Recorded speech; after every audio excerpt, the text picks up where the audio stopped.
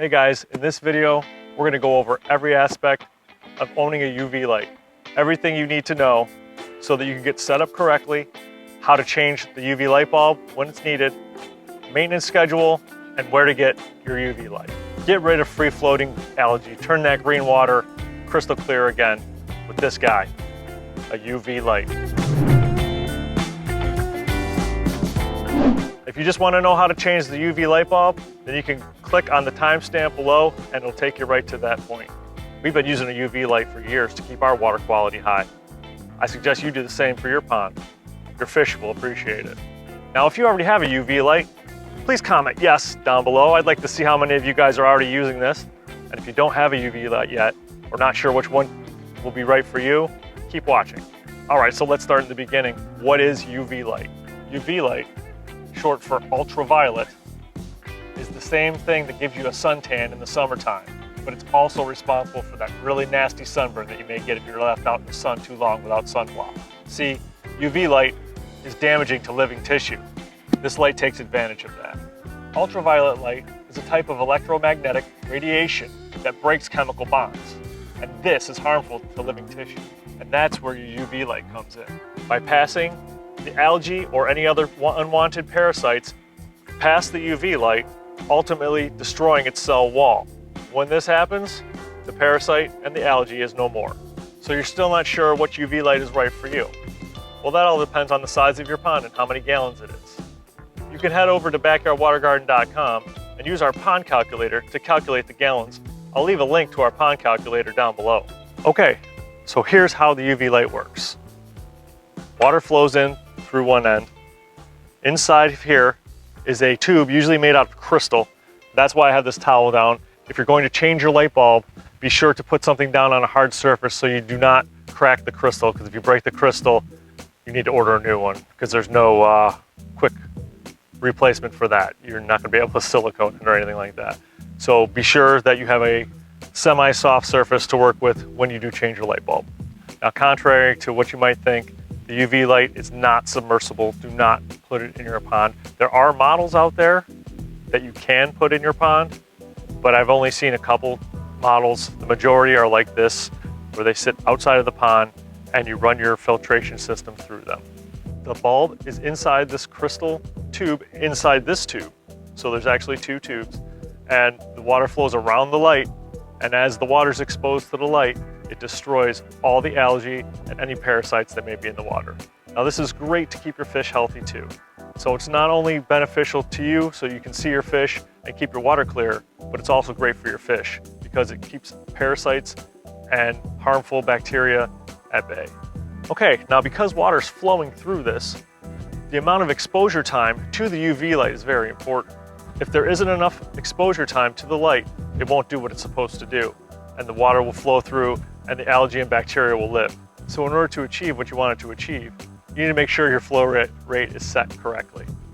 Now, most of the UV lights, they come with a chart that'll show you what flow rate you should be using.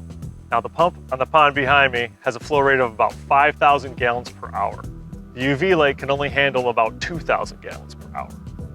So in order to cut down the flow rate through the UV light, I had to install some valves to divert some of the water straight past the UV light and just have a small fraction of the water go through the UV light. Only having some of the water go through the UV light was still very effective and does the job. You don't need to oversize your UV light to compensate for the flow rate of your pump. So just keep that in mind. If your UV light is rated for the amount of gallons in your pond size, you should be fine. The flow rate will be left up to you on how you want to accomplish it. I'll leave a link in the description below to our other video, or you can click here or here, I'm not real sure what side I'm going to put it on the card, and it'll take you to our UV light installation where I show you how I hook the valves up and the piping and all of that sort of thing. So you can check that video out next. Another option is to put your UV light on its own pump. Now, if you do that, then you can get a reduced gallon per hour pump so that it's not pumping as fast through your UV light, making it more effective. Now, before we get into changing the light bulb, the first question you may ask is, How do I know when to change my light bulb? Well, the answer is pretty simple. If you just do the math, you can figure it out.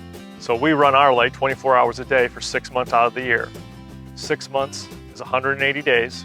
So you take 180 days times 24, and it gives you about 4,300 hours of time. Now the light bulb in this particular UV light is rated for about 9,000 hours of effective time. So that tells me that I can run this thing for about 2 years or 2 seasons without having to change the bulb. So check your bulb's manufacturer for the recommended runtime and how long the bulb will last. You won't be able to tell that the bulb's not working just by looking at it, because when you plug it in, the bulb will still come on and still look just as bright as it did the day you got it, at least to the naked eye. So don't use your senses, use math. Okay, so now let's change this light bulb. Your light may be slightly different than this one, but the tube style UV lights are all generally the same type design. There's a clear tube with a bulb and the water flows around it. So what we're gonna do, it's pretty loose. So we're just gonna loosen this up. Now your bulb may be a different style also. This one has 4 prongs on it.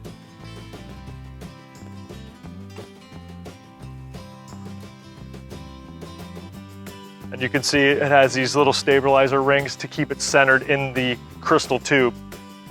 I am going to take the crystal tube out to clean it because in the fall, the weather started cooling off very quickly before I had a chance to take this off and clean it properly.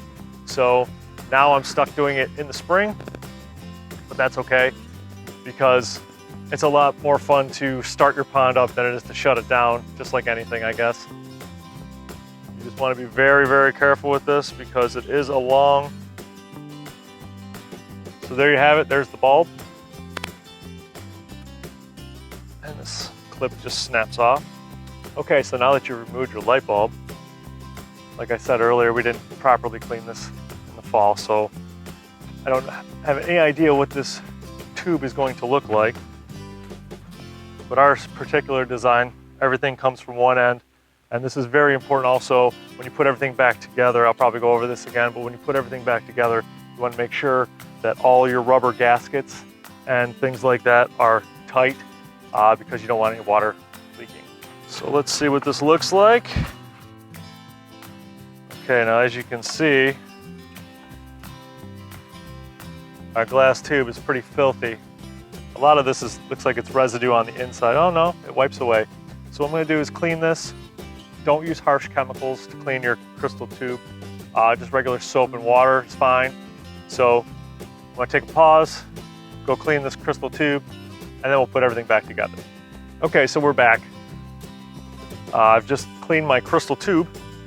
When I was cleaning the tube, this O-ring, that's what it's called, an O-ring, it's kind of like a giant rubber band, and what that does is it seals the fit so that water can't leak out.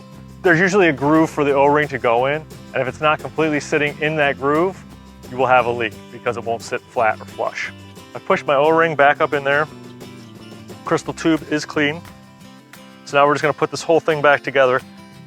Don't be too concerned about the tube in here, whether it's clean or dirty. I mean, there's no giant chunks of debris in here or anything like that. If there was, I would get them out, obviously. But yeah, so now when you put your crystal tube back in this particular design, yours may be a little different, but they're all about the same when it comes to design. This end here, there's actually like a plastic indentation that this will sit in, and that holds the whole thing in the center of this tube. So carefully place your crystal tube back in until it hits the bottom, and then you kind of have to wiggle it around till you feel it find that spot at the other end. If you don't hit that spot, it won't go in all the way. Lesson in life. So now I can feel that it went in to where it has to be. My O-ring's in place. So I'm gonna put it on here and then use our nut and screw it all back together. Now you might want to get yourself a big pair of channel locks or something like that, just to give it an extra tweak to make sure that it doesn't leak and that everything is watertight. That's the last thing you want for your pond water to leak out. All All right, it feels pretty good.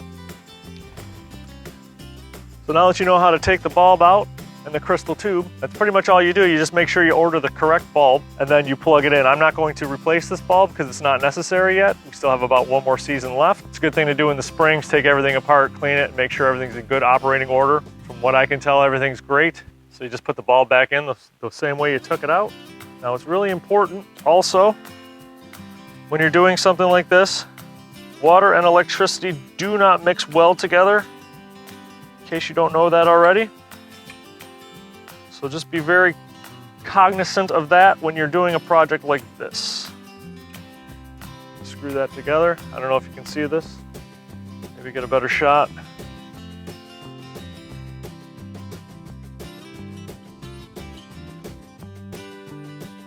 Let's get a picture of that. Hope you guys can really see what I'm talking about.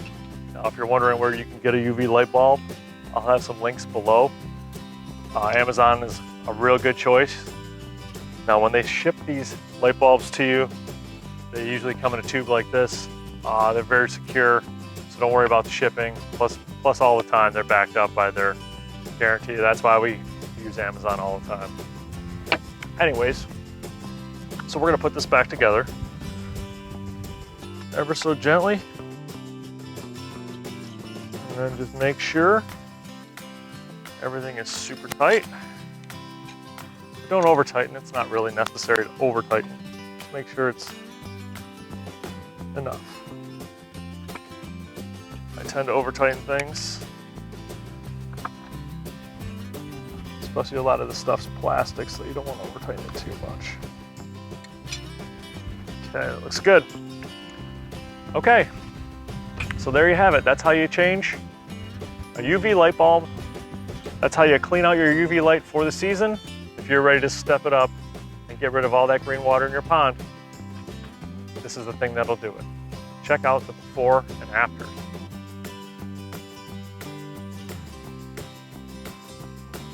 When you are installing a UV light, make sure you have it hooked up to a GFCI protected outlet. It's very important to keep everyone safe.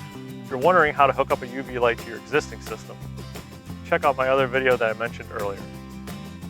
There's also a link in the description below. I hope you found this video helpful. If you did, please share it with a friend who may find it helpful as well. Give us a like and a thumbs up, that'd be great. Subscribe if you haven't already, and don't forget to hit the bell icon so you're alerted whenever we come out with a new video. Okay guys, thanks for watching, and until next time, enjoy your backyard water garden.